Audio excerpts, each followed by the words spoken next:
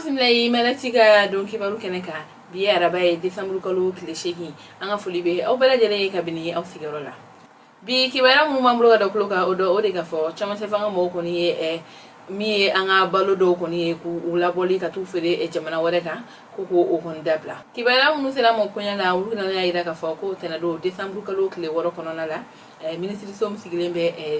jago aleni Senegal fon hon ko nyakuna ale ko ni seben kula bo seben kono la ida ka fo ko anga balo damanda ko ni be no ko ulu kon te ka potuguni mali kono ka ta fere ko ka aywa ida la ka fo ko ni baro nun kon te dore o de ka fo malo nyo sanyo aleni kaba ani turto ko ulu kon te bo anga jamana kono ko ta fere yoro wede aywa gouvernement de kono yani jago kala ko nyamo kuna ko ka ira ka fo ko bela jelen kaninga ni kuma kan hono bato wala sa bara be siga no ko hatu ko amina ma chama kono ya ira ka fo ko ulu kono ni sonje ala ko sobre ni wali ina wa ya ira ka fo mi chama che fanga mo we ko ujila ja wala sa songo ko ni kana gele sugula aywa mi ira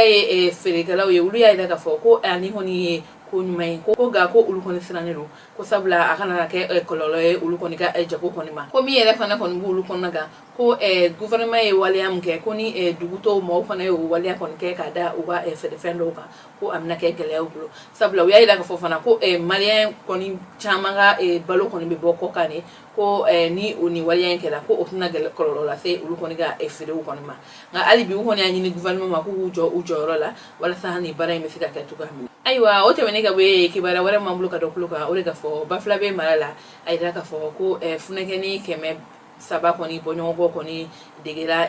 na go bara konna aywa kibara mun sala mo ko nyala wula ayda na ka fo mi etena do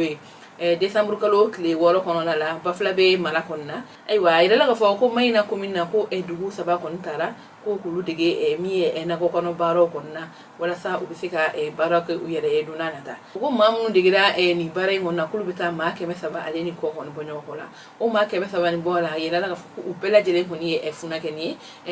muso ko ni beta ma ke me aleni ta ani shegi ko ni bonyo ko konina aywa ko ni bara ko ni kera dugu sabale ko ni bonyo ko konna o dugu nu ko upela jele be maina maralila no tanduji jata wali aleni musabu ko ni bara nun ko ni bita dogo mun fula ko ni bonyo ko kunna aywa o temini ga be kibara wala mamru ka dokluka o liga fo baru ko ye mo ko ni kono na ganelo ko sobre ko ul ko ni kono na ganelo ko sobre ko ga sauke bamakatu ko ni u ka dugula ko sabla ko dogo mun temini ay la ga fo ko bamakatu ko tara wajilu ko na ul ko ni ga misibla wa ko ka kuma do fofo uye ay o kuma nun kono na la ay la ga fo ko u ya fo ko mi ko so ko ni ko ulu kon tana o bale o dalenna nga ko o watanga sigi kon chale no ni yoro ko forna o do kumna ni ma ko folen ngon kon ya ida ka fo ko ulu kon strane do o biga wele bla mi gouvernement ma o ga fereke wala sa o kisi majugu nu toro hon ma aywa kibara kunchela kibara wala mambruga do kuluka o diga fo kuluguru ayida ka fo ko musulo kon ya chefaka aywa kibara mun sila mo kunya na o ya ida ka fo mi tana do December kalo kle woro kon na la ko kuluguru honi marala ko ni muso dore ko ale kon shibisa santa ale ni woro kon bonyo ko konna ko ayda ka fo ko ale kon ya a chefa kani kolongalai aywa sega lu kon ya ayda ka fo ko ni kon ni fagali kunti dore ko de ka fo ko ni fudu honi kera jago ya furuye ko ore kama muso honi ya chefa kani kolongalai ko chen ya kon fagara kari su fe ko ka dugu jetenena aka dugu no mo de kon bora chen honi shu kalama ulu kon sela finituguma tumam no sela finituguma finitugu kon nana mi muso yi honi mina katana yi alibi abe finitugu kon bolo aywa adina jigina ba ida ka fo ate do wo fla kon bonyo ko kon wo ko